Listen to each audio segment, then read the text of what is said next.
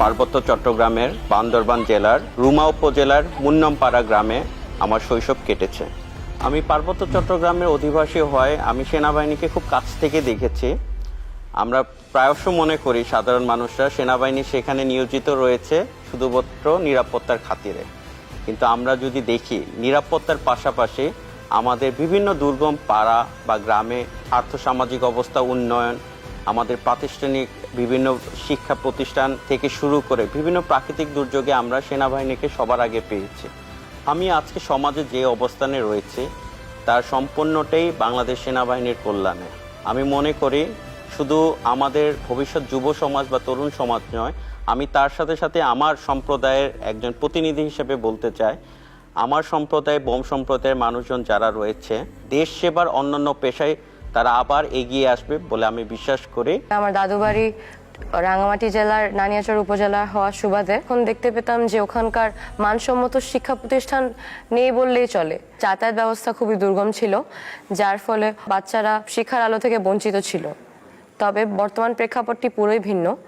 সেনাবাহিনী এবং সরকারের বিভিন্ন উদ্যোগে বিভিন্ন শিক্ষা প্রতিষ্ঠান স্থাপিত হয়েছে এবং যোগাযোগ ব্যবস্থা উন্নয়নের ফলে দুর্গম এলাকার বাচ্চারা সেসব শিক্ষা প্রতিষ্ঠানে এসে পড়াশোনা করার সুযোগ পাচ্ছে। সেনাবাহিনী পরিচালিত শিক্ষা প্রতিষ্ঠানে পড়ালেখা করার সুবাদে আমি খুব কাছ থেকে সেনাবাহিনীর বিভিন্ন কর্মকাণ্ড দেখার সুযোগ পেয়েছি এবং সেনাবাহিনীর যে কর্মকাণ্ড আমাকে সেনাবাহিনীতে যোগদানের জন্য অনুপ্রেরণা দিয়েছে সেটি হলো তাদের আত্মত্যাগী ও সাহসিকতার মনোভাব।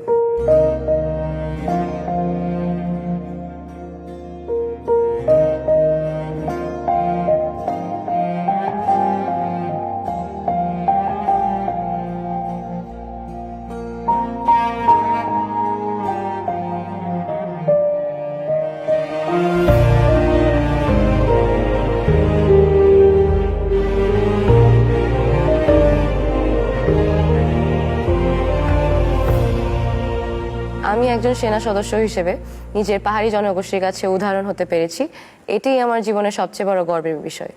আমি একজন নারী, একজন পাহাড়ি এবং একজন সেনা সদস্য। আমি মাতৃভূমির সেবায় নিবেদিত প্রাণ।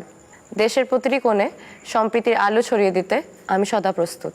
আমি বোম, আমি বাংলাদেশি, আমি বাংলাদেশ সেনাবাহিনীর একজন গর্বিত সদস্য। আমি দেশের জন্য, মানুষের জন্য, মাতৃভূমির সার্বভৌমত্ব রক্ষায় সদা প্রস্তুত।